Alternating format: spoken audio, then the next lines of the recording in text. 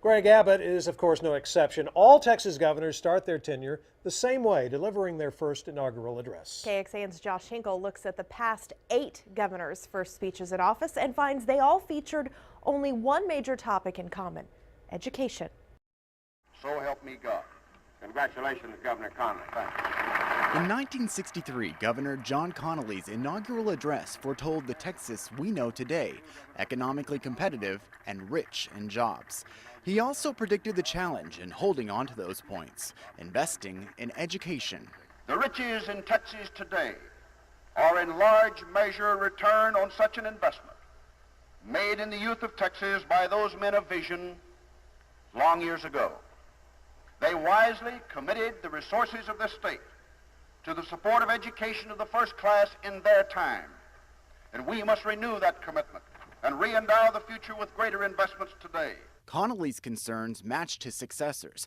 Preston Smith's 1969 speech urged education quality and equality for students no matter their economic, racial, cultural, or social background. He said, "We seek fairness for one school as compared to another." 1973's inauguration had Governor Dolph Briscoe calling for an adequate bilingual educational program, perhaps foreseeing the Hispanic population would become the fastest growing in the state today. I said I would have an announcement in the next few days. As Texas neared 15 million people in 1979, its population brought Governor Bill Clements back to the connection between schools and jobs, pushing his plan to improve the system to give our children the basic building blocks they need to develop meaningful careers. That we would be given this kind of reception, and it's a real thrill. 1983's ceremony had Governor Mark White calling for better teacher pay and retention, saying we must demonstrate to our teachers that they occupy an honored place in our society. America's marching forward. We don't march backward.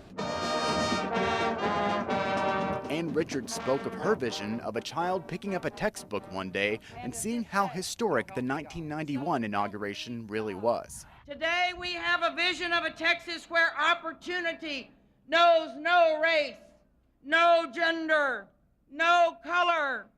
A glimpse of the possibilities of what can happen in government if we simply open the doors and let the people in. Like a true Republican, George W. Bush stressed local control of decisions involving schools in his 1995 speech. Texas must set high standards for our schools, free our local districts to innovate, and hold our educators responsible for results. And Governor Rick Perry had his own educator on stage in 2003, a teacher from the school he attended as a child, thanking her for teaching him to believe in his future and the future of Texas. All of the answers may not be found this legislative session, but we will work until they are found, and these issues will be addressed during this administration.